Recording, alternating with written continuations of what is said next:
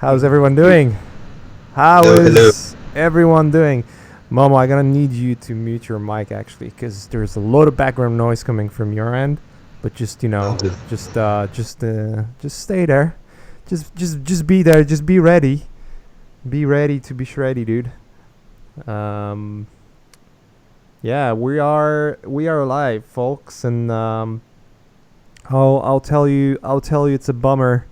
I'm not gonna use my camera today. I need to figure out something's with my internet connection going on recently where I don't know if it's a bandwidth issue or what, but there's definitely something going on there, which doesn't allow me to. It just forces the stream to collapse every now and then. So for today, until I figure it out, no camera. I think you've had enough of my face too, by the way. Anyways, today is gonna be pretty mellow stream, and thanks Dan for subscription, by the way, and I think it's a resubscription. Anyways, today's gonna be very mellow stream. I have no guests. I'm basically doing it solo. I have Momo with me today. The goat, the greatest of all time. He's going to read your guys' questions and interact on the chat. I'm gonna try to keep an eye on the chat too, as I'm doing some Zbrush work today with you guys. Obviously, we're gonna answer all of your questions, and we also have Nico with us. We'll review his work towards the end of the stream, so it's gonna be one of those regular ones. There's a couple of guests that I have aligned for the streaming. I believe we're gonna have Dan Roarty joining us soon. Dan is currently in Paris on that talk show, on that the workshop, the A.M.A workshop. Matter of fact, Ash is there as well. So if you happen to be in Paris and you have a ticket, but you ended up listening to this stream, which probably is not true, that would be kind of weird. But anyways, yeah. So those guys are there. I'm here. There's also a couple of other guests we're gonna have. I mean, I know Grant Warwick's gonna be returning. I know we're gonna have more of the Fusion 360 goodness as well. So there is a lot of cool stuff coming up, and more guests. There's also a few concepts that we want to try. We'll talk about that in the future. There's a few interesting concepts we wanna try in terms of running the streams and making them entertaining for you guys and making them fun and whatnot. So we'll try that, and you'll be able to judge and tell us whether it's a good or bad idea. So I personally think it's gonna be fun, but it's obviously gonna be up to you to decide whether that's true or not. So we'll put it to a test and see what you guys think. As of today, what I'm trying to do today is I'm gonna focus on that character that I've been building for the longest time now. And for anyone who might be asking, what the are you doing, man? Like, why are you spending so much time on this? And the reason is very simple. I'm trying to learn as much as I can as I'm doing it. And there's a lot of topics that I've never considered ever doing personally, like grooming a character. I've never done that. It's the first time I'm doing it. This is the first time I'm trying to create hair. I did like this little hair test for the previous version of this character, but it looked like shit. So I'm trying to make something new and something more interesting. And I would say I would have to thank, give a good shout out to all the people that helped me out along the way. There was a couple of guys over at Facebook that gave me a good hints. We obviously had Hunter and a few others on the stream that did some ZBrush help, and I got some really good resources from you guys. So I'm hoping that the resource that I am and all the Learn Squared loving team is giving you is basically a reward for your help. So that would be that. What else? As I'm working on this, and I wanna think about, is there anything going on that would be interesting to talk about, or perhaps mention about. I don't know if you guys have heard something interesting. Just obviously let me know, and we can discuss this.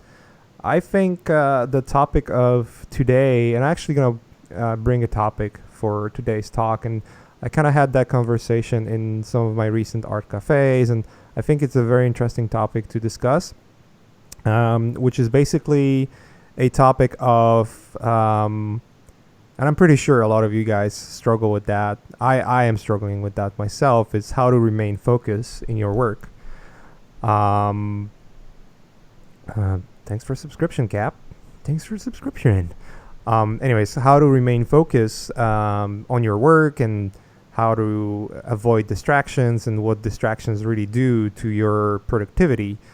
I think it would be pretty interesting thing to talk about, honestly, because I found myself having a real trouble with that sometimes, and it's very important if you consider yourself to, let's say, work from home. If you decide that you want to be a freelancer, and you don't want to be in a studio, I think a topic of basically remaining somewhat focused is one of the most important ones, because I'll tell you this: I have days where I am just blasting through the work, and then I have days where I'm so distracted that by the end of the day I'm looking at what's going on and like, fuck, I haven't done half of what I'm supposed to do, and where did all the time go? And I'm pretty sure that a lot of you guys, at least once you have that problem in your life. I'm pretty sure that happens. I mean, that happens to most of the artists that I know. Most of my friends that are good artists struggle with that. So we kind of all, whether it's purely work related or just related to I don't know, something with your life or whatnot. There's always that lack of focus that's gonna creep in every now and then. So I think that's the good one to talk about. Thanks for sub, Brendan. Thanks for sub. Wow. I don't know if you guys hear the sound cue for it. Probably not. I need to fix that too. I need to do something with the subscription notifications, guys. See, that's the distraction here. That's what I'm talking about. Anyways, so we all go through the trouble of distractions, and here's few things that I found that are hopefully going to help you. And obviously everyone is different, and everyone reacts to the reality of life differently. Everyone finds a different ways to get focused and whatnot. To me, it's there's few changes that I decided to make with my life, personal life and professional life, that basically allowed me to become more of a focused person. So the first thing that I decided to do was look at what is the biggest time consumer in my daily life, and where do I find the most of the distractions. And I've noticed a pattern, which is basically falling into a dopamine driven triggers, such as social media, for instance, or going on, I don't know, YouTube and checking new videos, some cool, interesting, entertaining stuff, or even watching something and having some kind of documentary, or maybe a film that's being in the background, and then when that's done, trying to find something else to fill the void. And I've noticed that to be a big distraction, and I found it to basically prevent me from getting some of the things done that I wanted to get done, or actually, you know when you're in the flow, in the zone of doing something, and then all of a sudden you're stopping it, and because there's a cue for it, and you kind of go and try to fix it. Like again, like let's say I'm not watching, like listening to a movie in the background, because I want to fill that void of emptiness when I'm drawing, and I don't want to have just pure silence. The movie ends, and then all of a sudden it's silent, like, and you feel like distracted a little bit because there's a change of of noise level. Let's put it this way, right? So I would go and start searching for something to fill in, and that just became problematic for me. The bigger one was obviously social media. By far, social media, I've noticed, and that's a recurring problem to many of us, is it's such a distraction. So here's what I did, and one of the things that I would say, depending on who you are, like one thing you could do is just go on a complete media fast, and basically just, there's actually a plugin for internet browser called Stay Focused for Chrome. I think it's an extension for Chrome, and there's also some other extensions that are pretty much similar. But what it does, you can actually set up a nuclear option and make it so that you're not going to be able to look at any of the blacklisted sites, and you can choose what sites are going to be blacklisted. Never going to be MLG. Thanks for sub. Anyways, so what it does, it blocks you from getting on the site, and when you actually open that website, it will be like big. There will be like a big text saying, "Aren't you supposed to work?" or something like that. You can actually check it out. Go check it out. And there are other ones that are pretty good too. But that's option one. But if you're really addicted to social media, the problem might be that you're gonna install it, but you can always disable it. So I found out that there's other ways that might work better for you. So it's up to you. If you can nuke it, like just completely disable ability to check social media and force yourself not to do it, let's say throughout a day, and then only have a finite amount of time that you're gonna spend on social media, that's great. Then do that, because obviously that's gonna be the best way. It's almost like a detox at this point. But if you struggle with finding out, what else can I do in order to help myself with this problem, here's what I started doing personally. So one of the things that I've noticed quite quickly when I focused my attention on it was finding out that a lot of stuff that I have, like a lot of people that I follow and look at, like a lot of my newsfeed on my Facebook and newsfeed on my Instagram is filled with a lot of crap. And I don't want to be like demeaning to people that I have in my friends list and people that I follow. It's just the reality that there's just so much going on. I'm bombarded with information.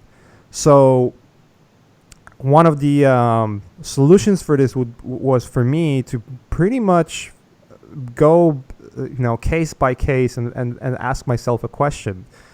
And there's only two answers to these questions as a prefix: hell yes or no. So question would be, is looking at stuff or any kind of posts from that person is going to significantly, and I repeat, significantly change the quality of my life?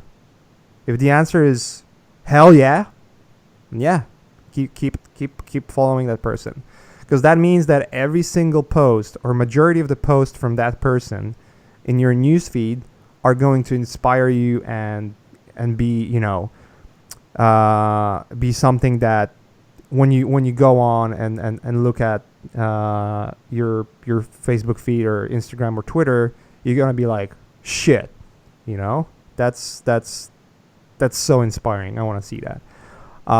But if the answer is nah, maybe, then unsubscribe or unfollow, because the problem is gonna be, it's just gonna be a lot of noise that is not really necessary in your life. Kalina, yeah, I've read Essentialism. It's a great book. And actually, that the remedies I'm talking about are not something that I came up from, or not something that is groundbreaking, or like, oh my God, Maciej, you're just breaking grounds in psychology of no.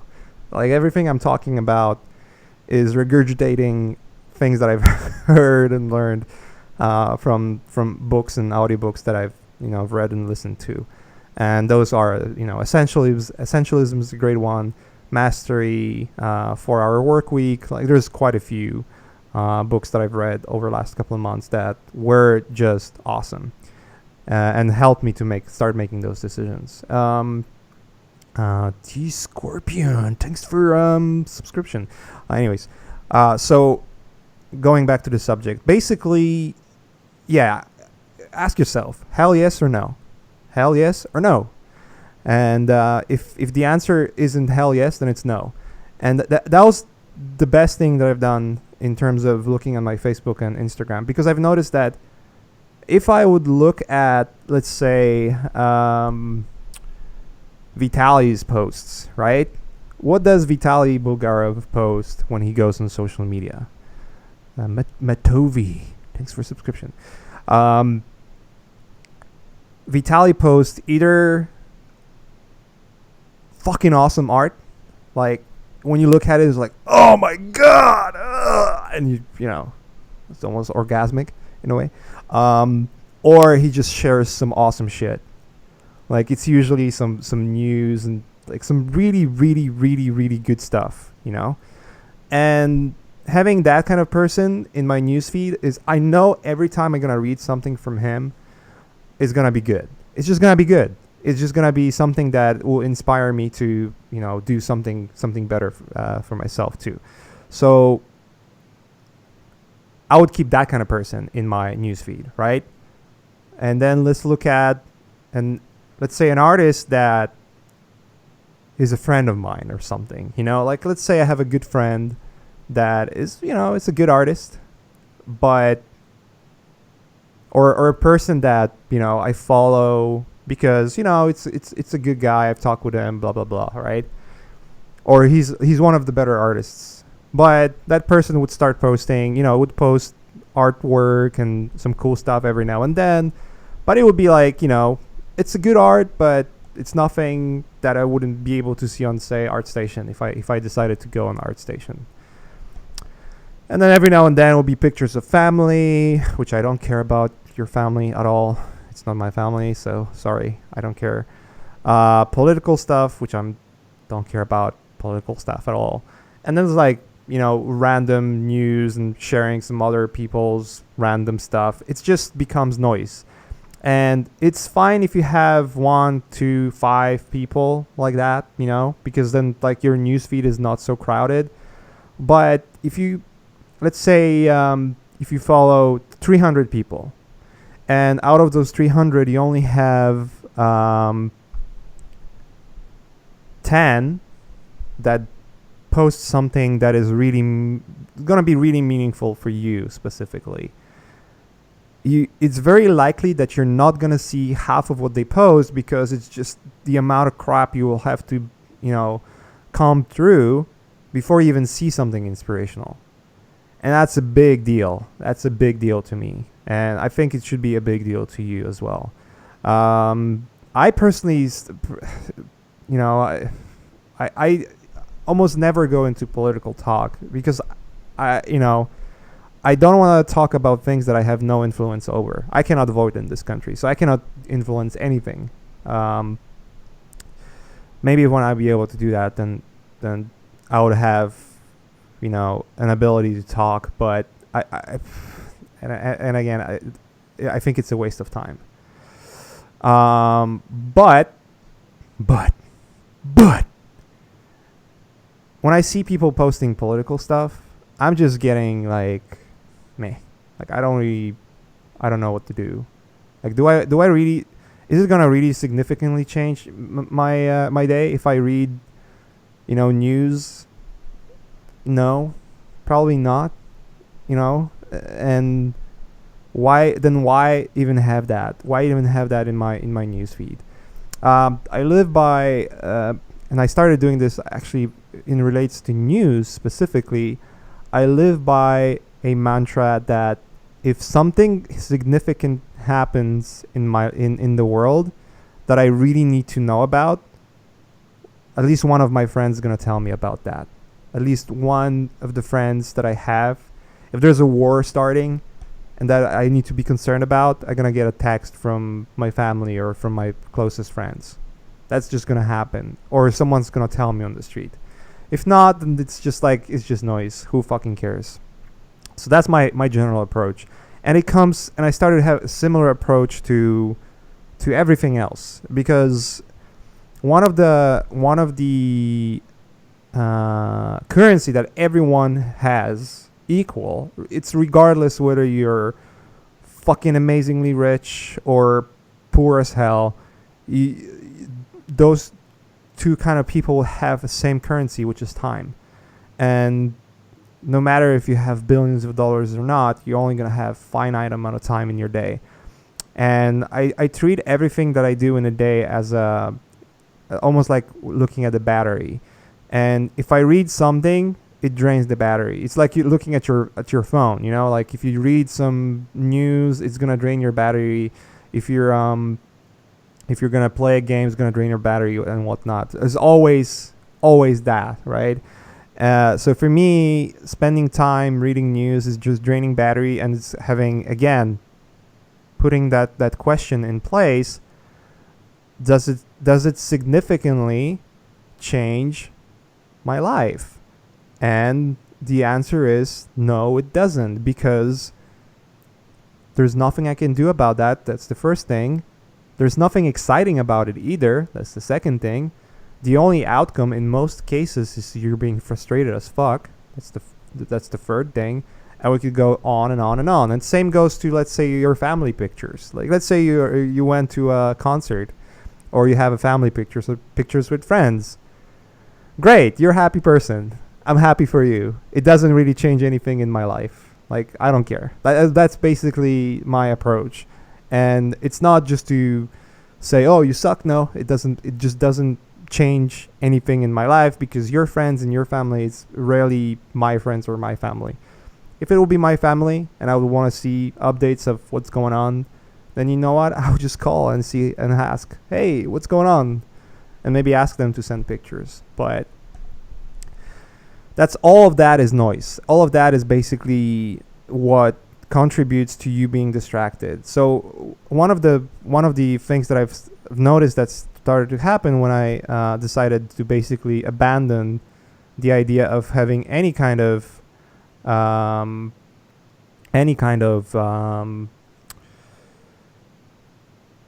like just removing majority of the noise and the clutter from my news feeds, was that all of a sudden I found it less appealing to even go and check what's going on, because I would go in and see maybe a post from Ash, and maybe a post from from Vitaly every now and then, and some other artists, maybe a post from Aaron Beck, and posts basically from like really cool artists, like really fucking good shit.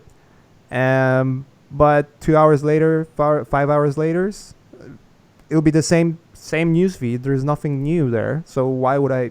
Like, it kills that dopamine rush that you have, like just scrolling and maybe I'm gonna see something cool. And if it's cluttered, and you're gonna have those nuggets of really cool stuff every now and then, that's gonna be your initial reaction. And I think that's the basic that was the basic problem that I've noticed. And as soon as I started paying attention to it and basically removing as much of that noise as possible, gosh, it changed everything. It did change everything for me. So So that was the first step, like removing all that noise from my news feed and just keeping it to to the people that I really care about, and news feeds that I really care about.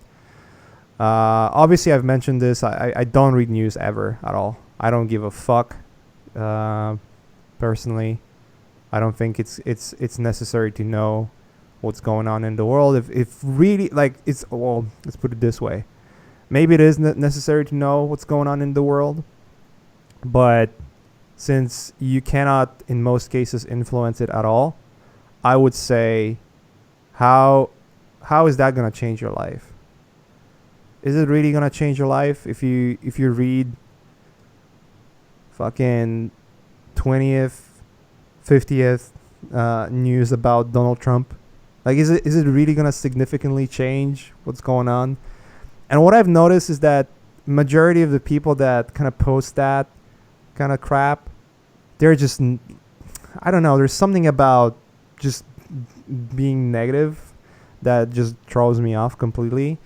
And honestly, like, I don't want to be a part of it. So, and I would suggest, if that's the best thing you can do, is basically remove that noise from your life. Do you really need to read that news? No. Then, yeah, don't read it. Are you going to be some kind of political analysis guy? And, maybe if it's your job, that's a different thing, right? But for an artist, knowing who voted what, do you really care? I don't care. So, and you shouldn't either. That's my personal opinion. So removing noise is the first step, in my opinion. That was a big one, because then you just get less incentive to even go and check what's going on. Like, you don't really need that in your life anymore, and I think it's a big one. The second thing was, to me, starting to really pay attention when and why I'm looking at social media. So anytime you decide, all right, I'm gonna check what's going on, like, anytime that happens, try to note it down. Like, try to make a note of that moment, and then ask yourself, what did trigger that moment? What triggered the fact that I decided to stop working or stop doing what I'm doing? And then ask yourself, yeah, like, what triggered it, and how can I solve it? And once you know the root of what's triggering it, then you immediately gonna find out that you can fix it. There's always a fix to pretty much any cause of why you would be distracted. So that would be the second thing to look into. And I sometimes or oftentimes found out that I'm getting distracted because the work is not going as well, or maybe I'm bored with the project, So even if your answer would be you're bored with the project you're working on, and you're bored with you have to pay bills and whatnot, right? And you have to work for clients. Let's say that's the reality for a majority of us. But the moment you realize, like, you hate certain things you do, then you can find solutions to it. So for instance, let's say you're working on projects that you're not necessarily happy about. So what is the one thing you could do to change that? Well, the first thing you could obviously do is figure out, is there a way for me to work on the project that I would be happy about and would be really excited to work on? And then ask yourself, all right, if I work on, let's say, a new avatar or fucking some work in film and whatnot, I'm gonna be a happier person. Like, if that's a conclusion that you're gonna get into, then the second question you should ask yourself then is, all right, so if this is gonna really make me a happier person, if I work on a project or work on films or games that are really cool and I always want to work on them and whatnot, then ask yourself, what can I do what can I change in my life? What can I change with the way I work? What kind of commitments I would need to get into in order to make that happen? So, like, anytime you find a problem, try to find a solution that you can, that you, a solution that will change it. And there's two ways to find it. There's a big goal, and then there's like smaller goals. So let's say a big goal for you would be, hey, I want to work in video games. I want to work for AAA studio. Like, I want to work for a fucking Naughty Dog. So let's say that's your goal, right? And now think about it. How would you break it down into smaller bite pieces in order to make that thing happen? Like, is there a way for you to really achieve that goal? So the first question you might ask yourself then would be, all right, if I want to be working for, let's say, Naughty Dog and really be in that studio and whatnot, what do I need to do? Well, obviously my art has to be on the right level. So then you ask yourself an honest question, all right, where am I artistically? Are my artistic skills on the right level at this moment of time? If not, then you sort of like you're constantly asking yourself question after question, and if you have an answer that is yes, then you obviously the yes answer will give you the right path to or the right answer to pursue and the right solution to pursue. So if you find out, all right, my skill levels are not good yet, then that means that I need to practice. What to do when I need to practice? Obviously, sign up for Learn Squared. There we go. But yeah, it's like if your skills are lacking, you need to learn how to, or you need to find a solution, and the solution is to learn it and practice it.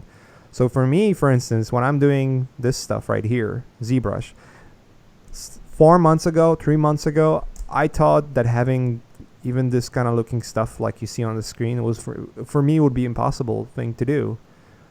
And I set myself a goal, and I get really inspired by Ash, and doing this himself. And I set myself a goal. I want to learn how to do that stuff. So what I need to do? I started researching. All right, in order to create a realistic character, I need to know how to use ZBrush. Well, I already kind of know how to use ZBrush. I used to use it before. I kind of learned it, most of the tools. I don't know all of them. So what else do I need to know? All right, so I took Alex's class. I started looking at his tools videos and whatnot. I started looking at other resources, and then pinpoint areas that I found were problematic for me, and ask questions around. And sometimes, you might be in a spot where you have a luxury that people will reply to you, and if not, then you have Google, and you can search and find answers on YouTube. And for a majority of the questions, that's what I did. My first reaction always when I have a question is not to go to a person and ask it. It's to find a solution myself. I always try to be, solution driven. So, and I broke it down. All right, I need to know how to make this, and then I made this. I started with Dash character, how to export Dash character to ZBrush. All right, there is a tutorial to do that. Did the tutorial, found out there's some issues, and then started reading forums. All right, what kind of issues are those? Are other people having the same issues? Yes, they do. And some guy on the forum suggested solution. Boom, there we go. And every step by step, I've learned something new and got to a point where now I can, pretty reliably, I kind of be slow as fuck with it. You can see I'm slow as hell. But at least I can do that kind of stuff, which, again, go back a year ago or even a couple of months ago and check kind of Dash 3D post I was doing. The quality difference is huge in my opinion. I'm not saying this is great. I'm just saying the quality difference between this and what else I was posting before is huge. That's what I'm trying to say. So you finding solutions to the problem, and sort of like going back in the circle now. When you're triggered to go on social media and waste your time just being there and doing nothing, then find what's the trigger and then fix it, and again, like I started with the premise that your trigger might be that the work is not going well, So finding solution why, like why the work is not going well. So those two things really changed a lot to me, because it just significantly changed the amount of time I would spend just browsing. One thing is go in and answer questions, like or talk to people, or check if something's going on. And again, check if something's going on is a trigger. Do I need to check if something's going on? Am I looking for something to be going on, or can I fucking focus on actual working?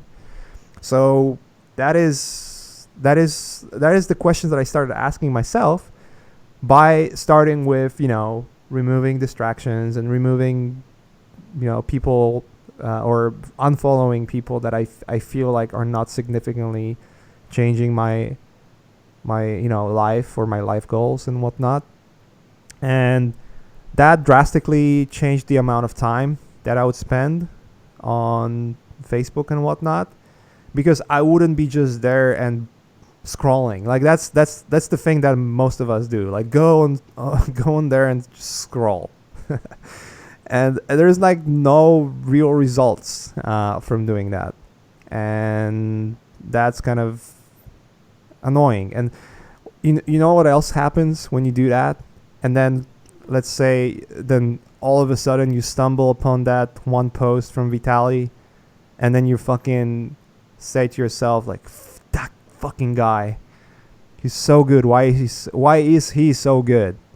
Well, the answer is because he's avoiding those distractions, and he's narrowing his focus into becoming a Skynet. That's basically your answer. So yeah, and the last thing I would say you could also do is limit the amount of time you will spend on social media. You can actually, if you can limit it by yourself, that's great. If not, then use plugins to do that. Again, like I mentioned, Stay Focused. That's a great one to use, because you can actually add like the blacklisted sites, and then say you're only going to spend 10 or 15 minutes a day on that thing. And that's it. And here's what happens. You're not going to be triggered to go on Facebook and talk to people. You'll rather be more inclined to do it either via email or phone.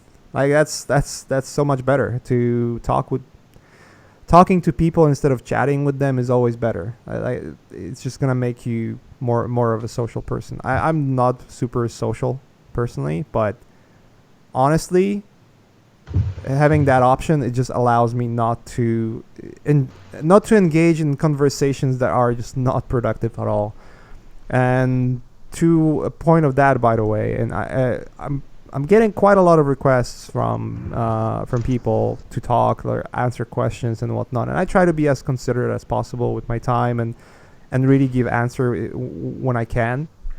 And sometimes, if you're one of those person that ask me a question and I've never answered, I'm sorry for that, but it's just like I really have to be cautious about my time, because there's only finite amount of things I can do. One is answer your question, which I'll always try to do because I like answering your questions.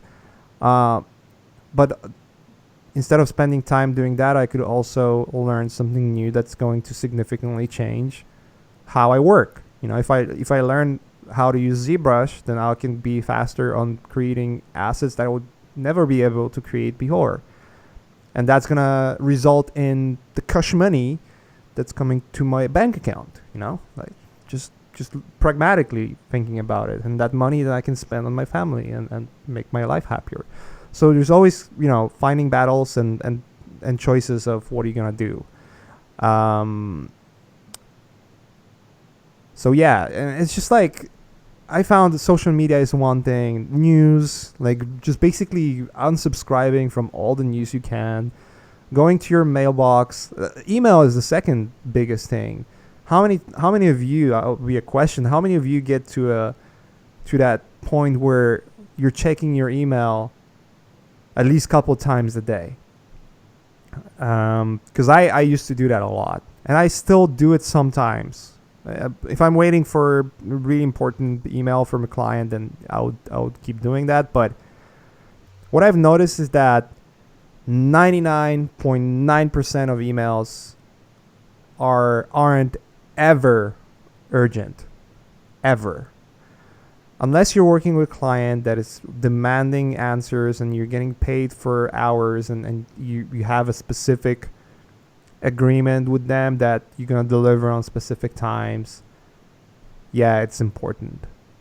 But if you don't answer to an email from another person for a day, the world's not gonna collapse. If it's really urgent and important, then they're gonna email you again. If it really really really requires your attention, then they'll email you again.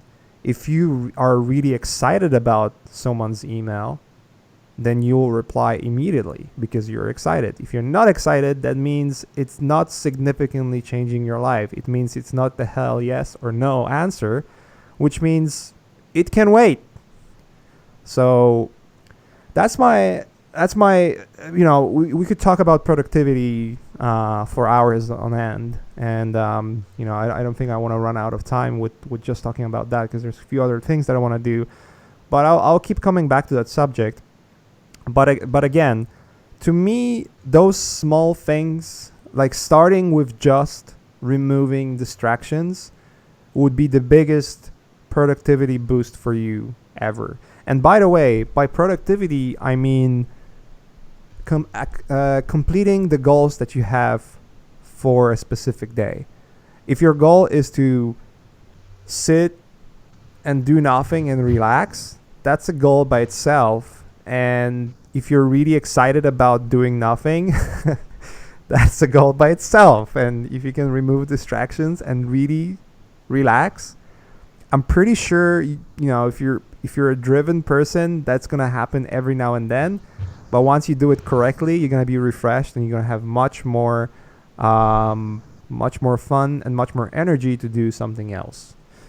If your goal is to spend the quality time with the family, then do it. Remove all the distractions. When I spend time with my family, I turn off my phone. I leave it in my house. I don't take my phone anywhere I go, unless I'm waiting for a call from client, and I know I'm gonna have that call in the specific range of time. And by the way, that's another thing. Like if you can not stagger, if you can put some limits on your clients as well, and it's a big thing to ask, but if you build enough trust, you can put limits on the client and not answer calls unless they're really necessary. Like if you're not, like, I don't personally answer almost any calls unless those are the calls from my call list or people that I already know. And if it's a client calling and I'm aware that I'm supposed to have a call, then I'll pick it up. But if I miss a call from a client, I'm not going to be obsessing about it, because unless it's something really really really important, they'll let me know. They'll call me twice. If they call me twice, then yeah, it's fucking important. Anyways, all right. I think I'll end here. There's so much more I could talk about this topic, but I wanna jump into some other things. And you also guys have questions, I'm pretty sure, and Momo is collecting them. Before I jump into questions, I want to review some of the homework, and that's homework from Nico. Nico, are you with us? Yep, what up? I'm here. How's it going, buddy? I'm pretty nervous, but I'm good. Don't I'm be good. nervous. Don't be nervous. I'm not Prince or something. Yeah. Just a regular. Yeah. I'm just a regular person, dude. I have two of your illustrations here, Yeah. and yeah, let's get going. So let me actually clear my throat with some sip of drink. I've been talking for a while.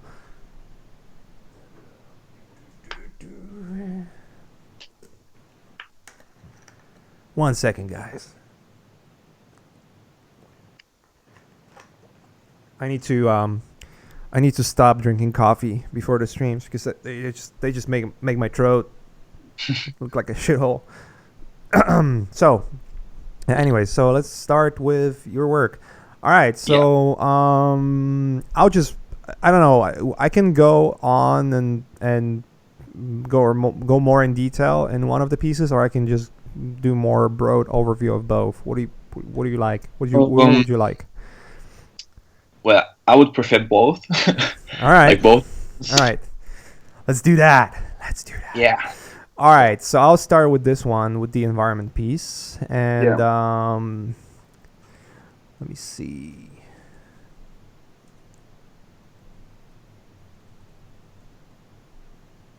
So one of the things that I will start with is colors, and how the colors are implemented in this piece, and what perhaps could be done better. Um, and one of the things I'm gonna start with is the color of the sky, and how the color of the sky is affecting the rest of the image. Yeah. So let me actually pull up some. The way I usually like working, and you pretty much you should probably know that from the course itself, is that I like to pull up a lot of references. So I'll try to pull up at least one or two Yeah. references that we could look at and examine what exactly is going on, and if there are changes that can be done to your image to make it closer. Um, those are references, by the way. The ones I'm pulling up are maybe not necessarily perfect ones, because those buildings have different kind of structure and look. They're plastered versus this is just brick. I'm actually trying to find a photo that would have this. This is a good one, actually. This is a pretty good one. It's a different lighting direction, obviously, but it kind of gives you very similar, colors palette, or a very similar structure that you might go after. So Yeah. one of the like quick thing that you're gonna notice right away is the color of the sky, right? And I think when you start painting an image, looking at your sources of light will be the first thing that you need to get right. Like, you have to be sure that the lighting in your scene is going to be as good as possible, or as Mm. realistic as possible, especially if you want to have your final result to be a realistic result. You kind of want to be sure that that's what you're doing with your lighting. So to me, the color of the sky would be exactly that, right? So you'd have to out color pick. I don't mind color picking, honestly, but you would want to have different sky color to begin with, and even just doing a quick gradient and removing that green, and making it actually blue, what it's Yeah. supposed to be. It's already a different picture to start with. Let's see. Let me actually pull it up to maybe different files. I have it here, and work on it as a thumbnail. So you can see that it's already changing, like right from the get go.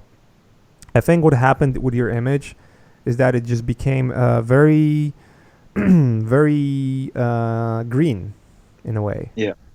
and that green color just basically started corrupting the sky color and whatnot. So I would change that to begin with, and you can see that once you get the proper structure of your color palette, it just changes how you read the image altogether. Just makes it more realistic in a way. So I would do that. That would be the first thing to do it. Pay attention to that. You obviously paid attention to the structure. The structure is pretty readable. It's pretty good looking. But there's obviously some small fixes that could be done perspective wise. Mm. For instance, like this element right here would probably be more leaning downwards, especially that line. I'm just looking at the way the lines are working here. Some of the lines are actually not aligning well, like this part right here. I think it's Yeah. completely broken, and this one. Uh, Maciej, you have a quick question yeah, go ahead. about the green.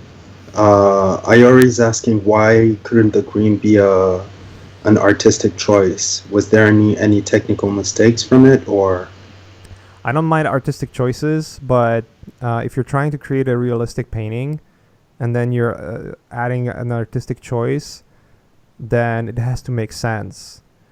For me, just changing the color of the sky, it's not really much of an artistic choice, honestly. And in most cases, it's actually just a mistake. Like here, I feel it's more of a mistake rather than an artistic choice. okay? Um, if you look at Frank's Frazetta work, right, then obviously his colors, the colors that he's choosing for sky and whatnot, those are artistic choices because it's not just one thing in the scene that is just like not feeling right. It's the whole palette of the picture, the whole palette of the painting. I'm actually gonna pull up Frazetta so you I guys shared it know in the chat.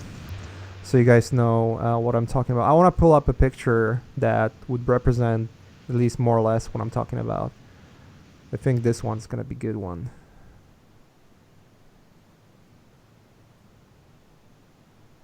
Let's see. So when you look at this image right here, I'm actually gonna.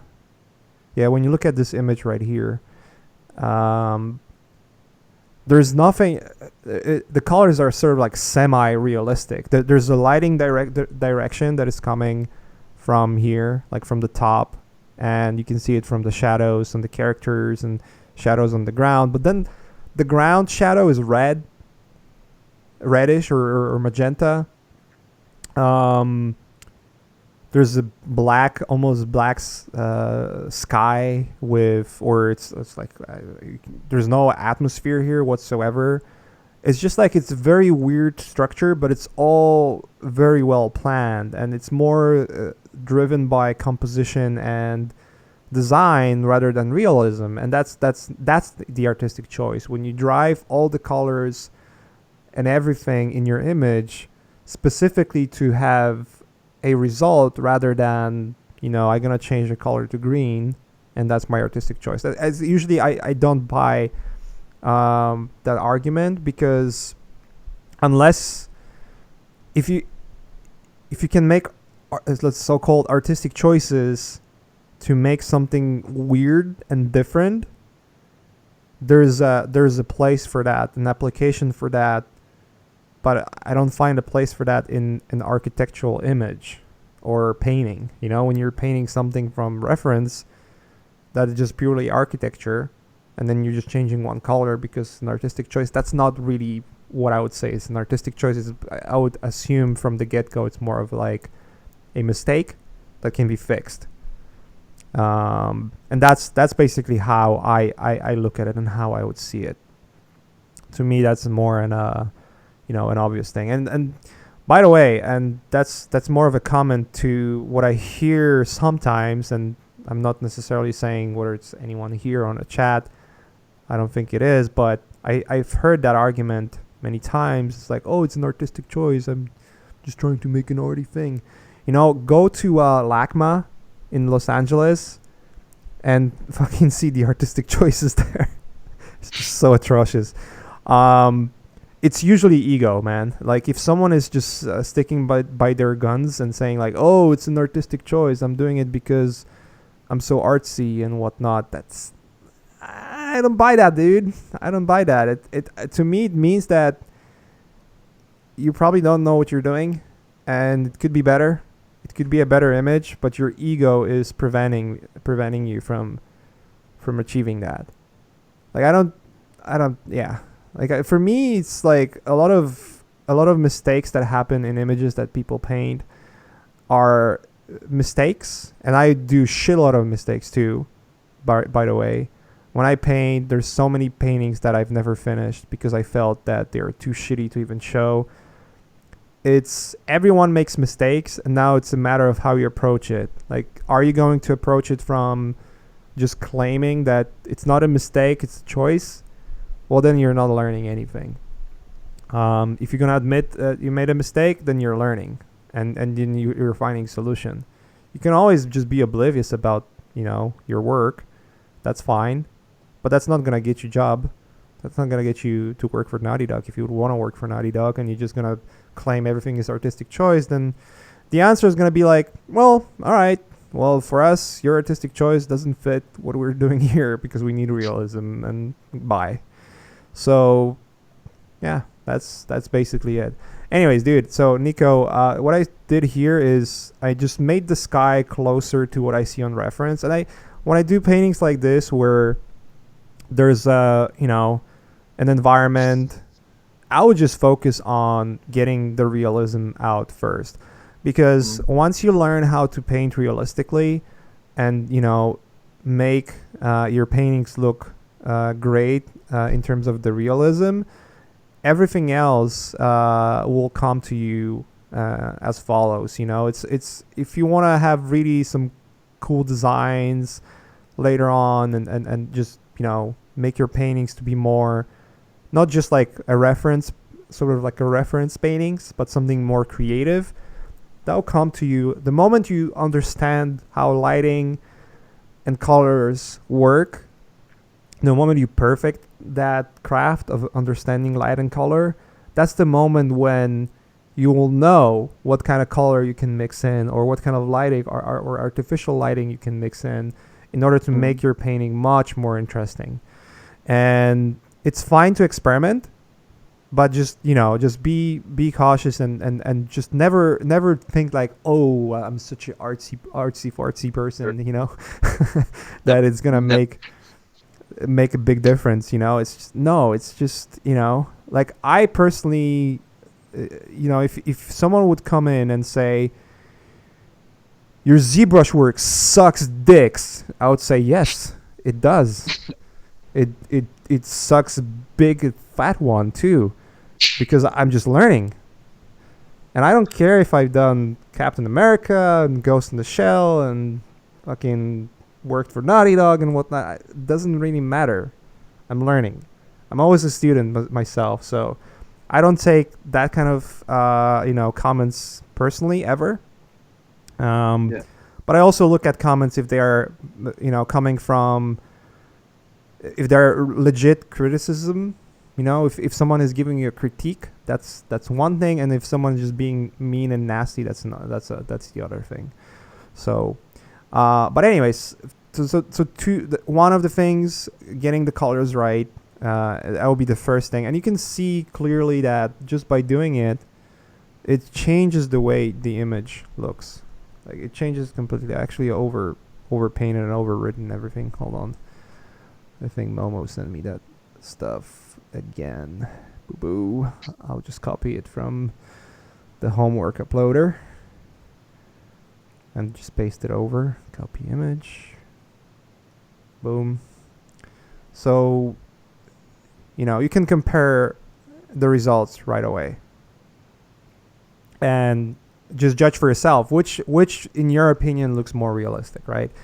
The moment you rely on references, and that this reference is having pretty good lighting, because there's another thing, some of the references have terrible lighting because there's the photograph might be heavily edited, so you kind of have to observe your life and reality yourself to be a good judge of whether the photo have been heavily edited or not, right? Yeah.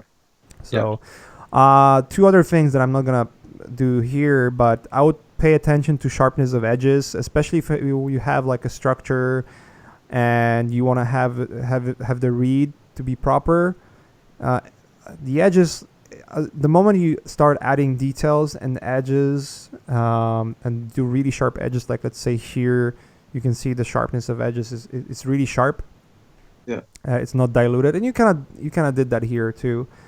But the sharpness of edges also comes from color palette, right? So you see that the blue color is much more contrasting with the overall palette of the tower, whereas the green is sort of like, it's contrasting, but it's, I don't know, it feels like it's blending too much to me.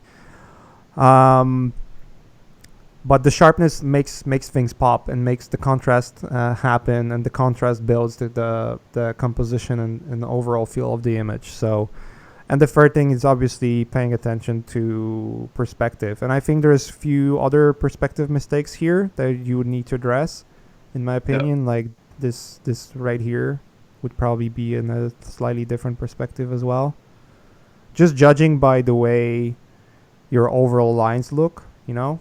For me, it seems to be this would be more flat in a way. Sorry. But yeah. And then that goes to other elements here too. They would be more flattened in my opinion. But paying attention to perspective, realistic color, and then obviously, you know, then go in with sharpness and details and whatnot. This has pretty interesting composition. Let me actually sip another drink here. But again, there's a few things that could be obviously fixed here. I think it's a good composition to start with. It has some storytelling. You added birds as well. the concept birds.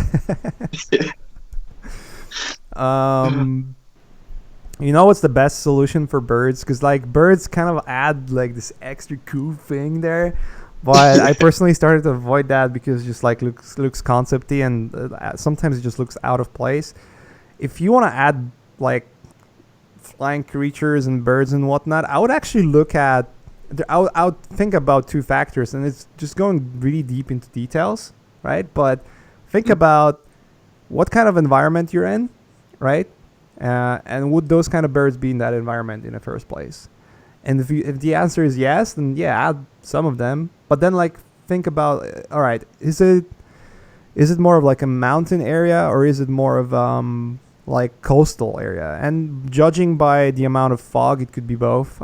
You know, it could always make it more of a mountain area, and then you're gonna change the way the fog looks, or you can make it more of coastal area, and then you're gonna look something as a marine layer and how that looks. But let's say if that would be a coastal area, then yeah, you're gonna have seagulls. And then what I would do is look at references of seagulls, but not just like, oh, this is how seagull looks, and just place 4 of them in the row, but actually maybe watch a documentary at least for a couple of minutes and see what the flight patterns are, you know, how those fucking birds are flying. And how many of them are in the area usually. You know, if there's hills and mountain areas, or like, you know, cliff kind of looking areas next to the ocean, it's pretty much granted you're going to have actual colonies of birds, you know. Is that something you want to have in your picture? If yes, then add a colony, you know, instead of just 4 birds in the row, because like almost every picture then going to have a four birds in the row. You know what I mean? Yeah. Sure. So that's the way I would think about it. And then small things like, I mean, in terms of the structure, this image is pretty good. I think the only distracting thing is you've added the light directionality on the ground right here, and I think it would be more successful, especially judging by the amount of, you know, foggy, or the amount of fog that you have overall. It would be probably more successful if it was more of like ambient light in here. But let me actually again pull a reference. I'm gonna be so original with this one, guys.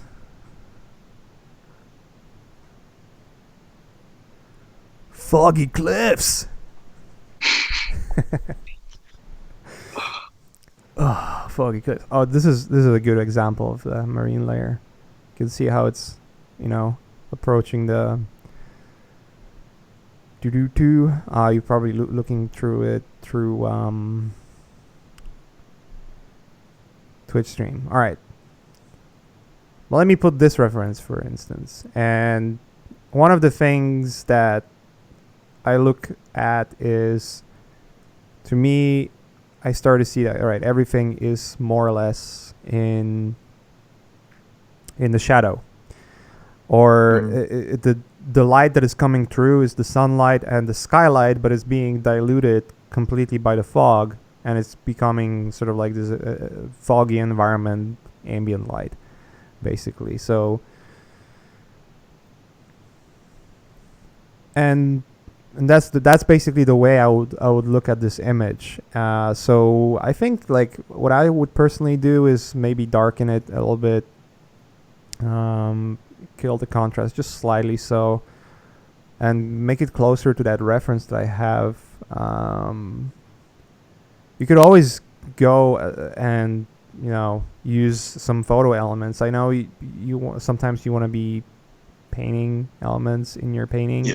And that's obviously fine because it's a good learning exercise. But to me, sometimes having like at least one element from the reference that then I can use and abuse and basically try to make more sense out of it and use that parts of that that texture to populate the rest of the image to make it feel and look more realistic. That's what I would try to do. And if you can paint it from scratch, that's great. Do that.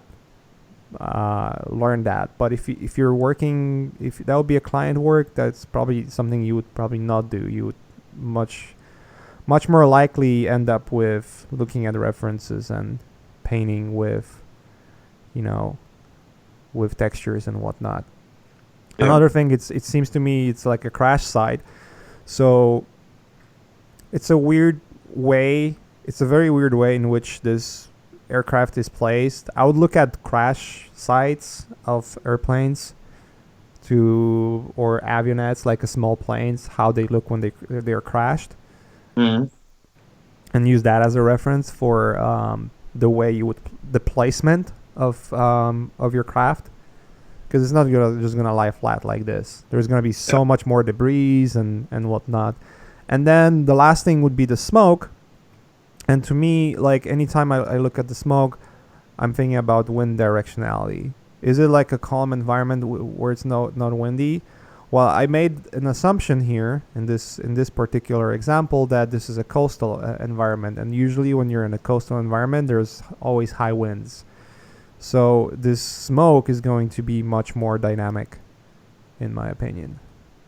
But then again, that's my assumption for what I made for this environment, and I decided that this is a coastal environment. So to me, you're gonna have smoke that is basically, much more wind driven in a way. All right, I think that'll be it, dude. Thanks a lot. I actually have one last question, Maciej. Just in terms of the fog, because the fog is so high and almost hiding the other mountain at the back, like wouldn't it also affect the plane where the guy is standing on? Not necessarily. I mean, when you look at the reference, you can see that the fog kicks in with the quite far distance. Mm-hmm.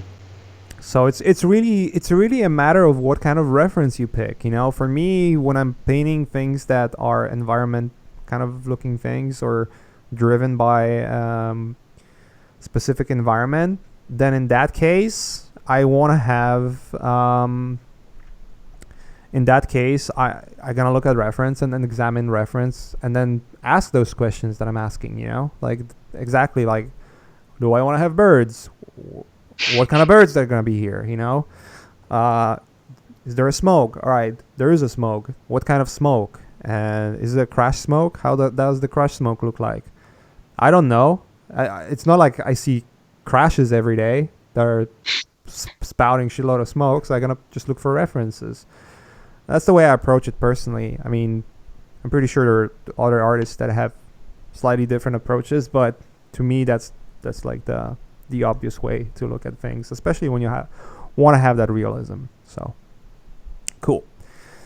Momo, let's jump into questions. All right, I sent you a couple. All right. Let me see.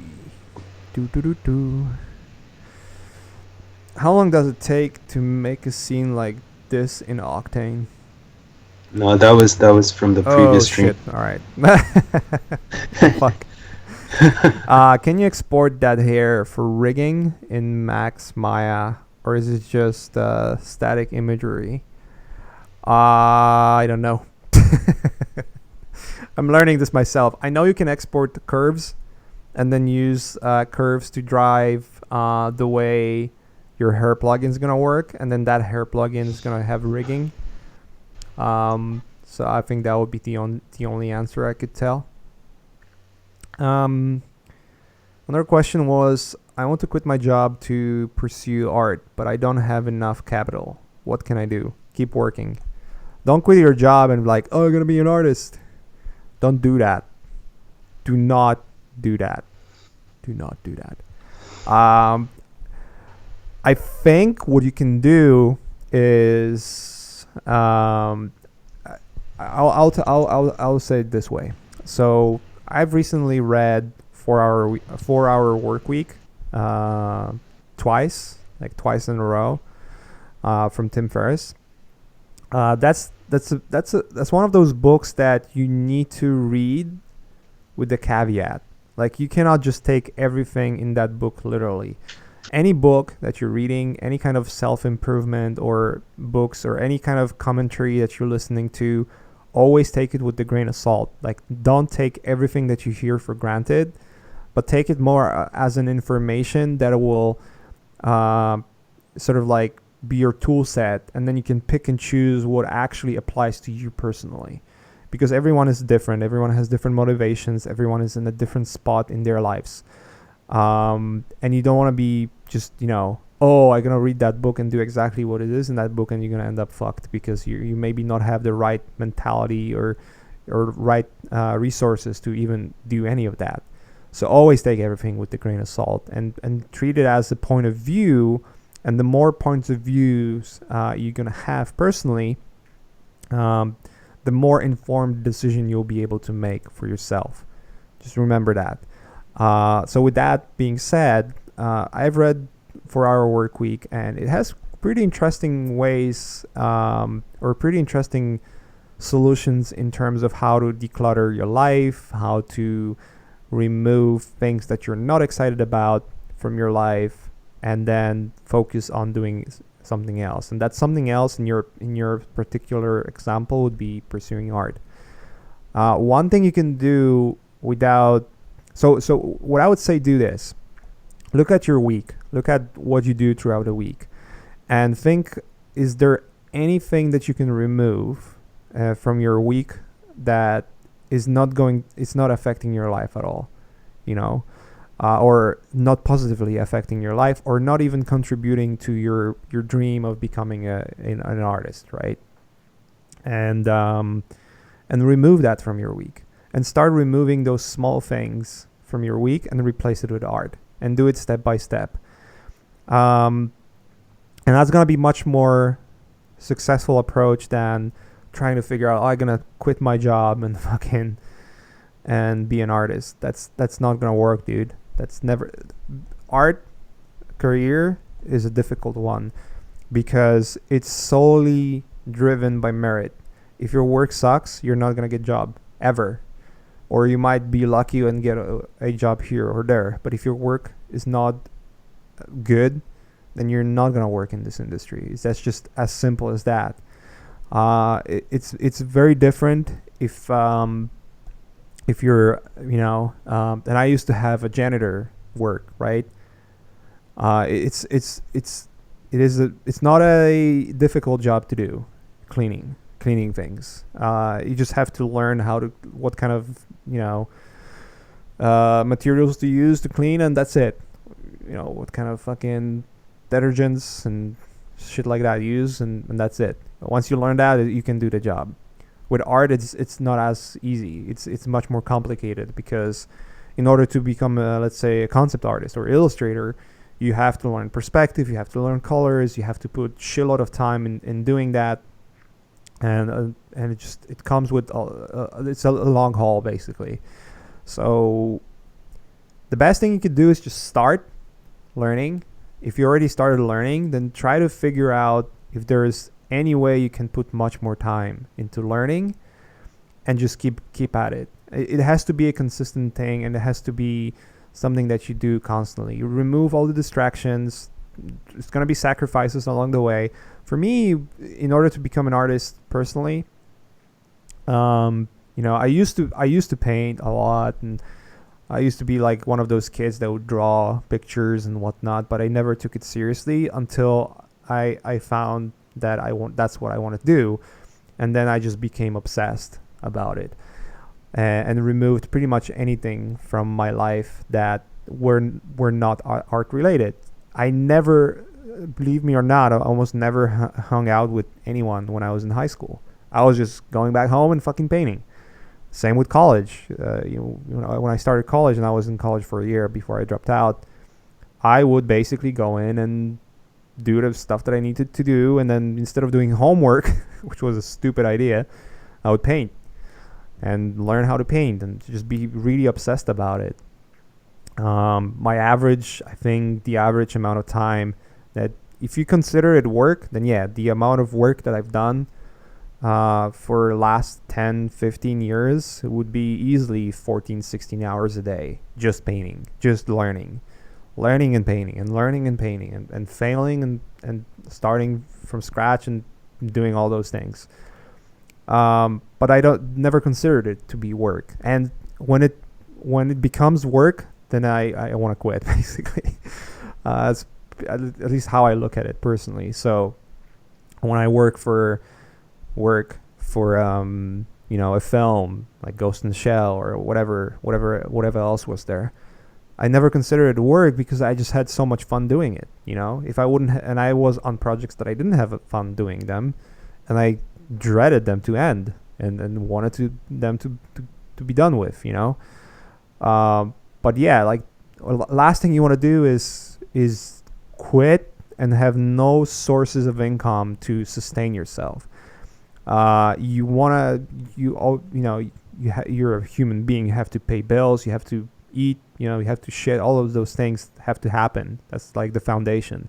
If you can cover that ground and then focus on pursuing what you're really excited about, I think that's the way you should do it. And I was like, that 4-Hour Workweek book, I've had like mixed opinions from people before I started reading it. Some people were praising it to be the best thing ever. Others were saying it's a shitty book. And I think it's like, it depends on how you approach it. To me, it's like a list. It's like having a website with resources, basically. That's how I would look at this book. Like it's like a mix of advice and ideas that can work if you apply them correctly. And some of them are really good. Some of them are completely useless, specifically for me. Like having specifically for me. But there's like, I know people that actually do that. Like having an assistant in India or China or someone in Europe or even in US, and having them come through your email, like stuff like that.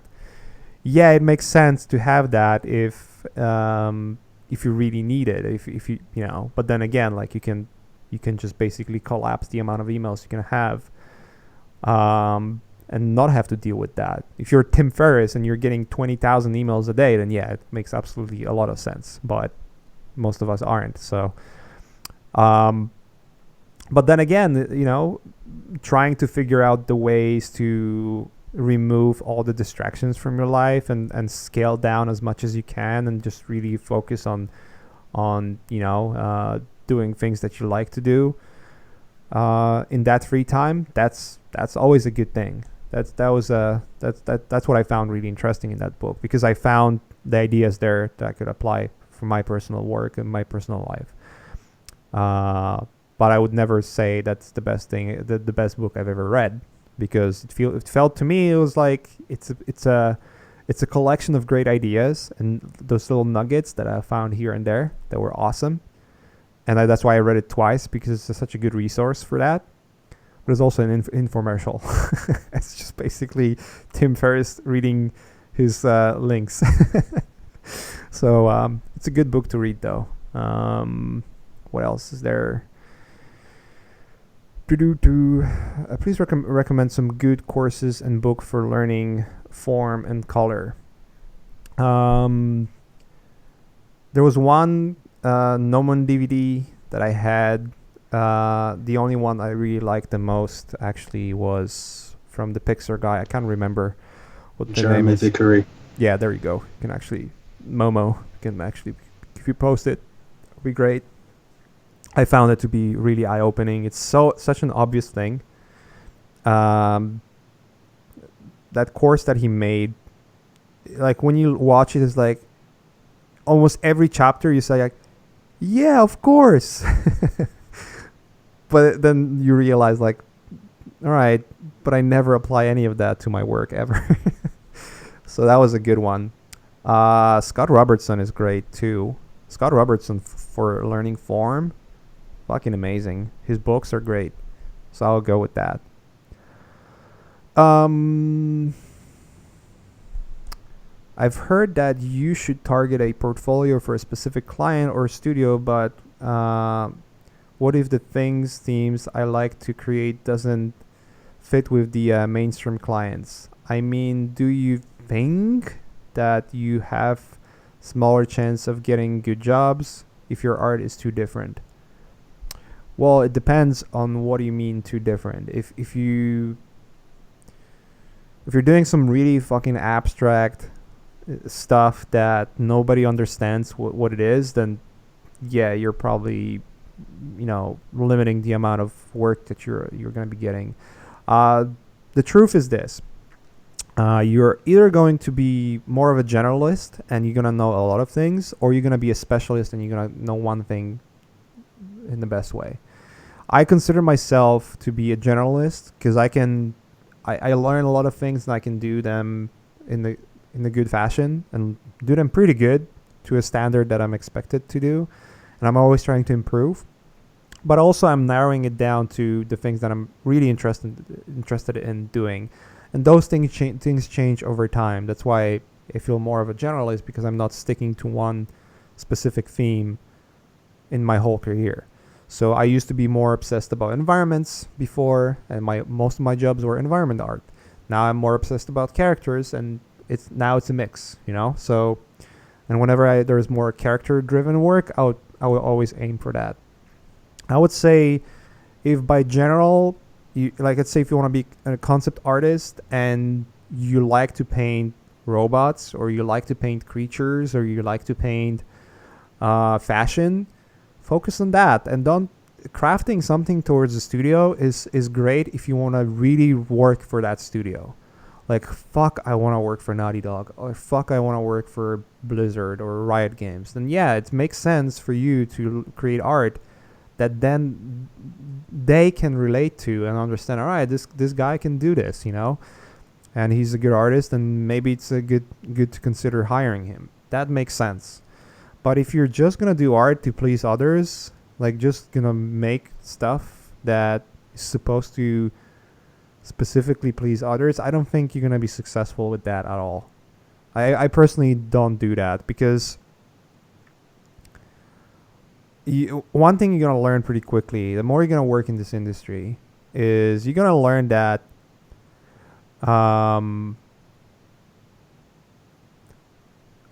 every job is the same. Every fucking job is the same. Every project that I've done, whether it was Ghost in the Shell, whether it was, Captain America, or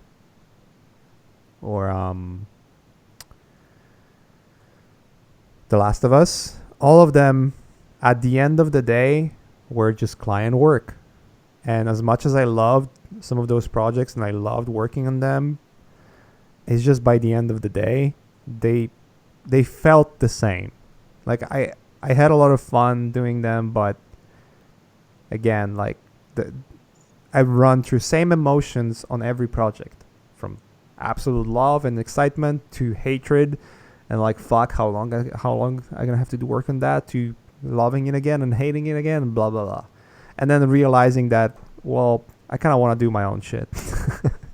So all of the work that you're gonna do is always gonna be the same. The worst job gonna have same traits as the best job. So what I found is I rather have work and do stuff that I'm excited about. So if I'm excited about working in characters, I'm gonna do character work, and make sure that I'm the best at it, so that it can get me hired.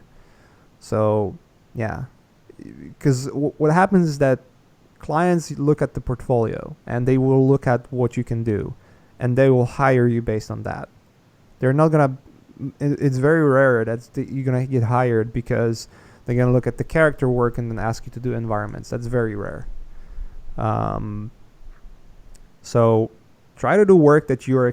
If you got a phone call, hey, we want to hire you to work on XYZ, but you're gonna do this, would you be excited about it? If you would get a phone call to say, hey, we're gonna hire you to work in a film, like fucking Avatar or something, but all you're gonna paint is blades of grass throughout the whole project. You're gonna fucking render the most realistic grass, regular grass, by the way, not like alien grass. No. Regular blades of grass. Would you be excited on working on that for 2 years, or for a year or 2 or 6 months? You would fucking kill yourself, I think.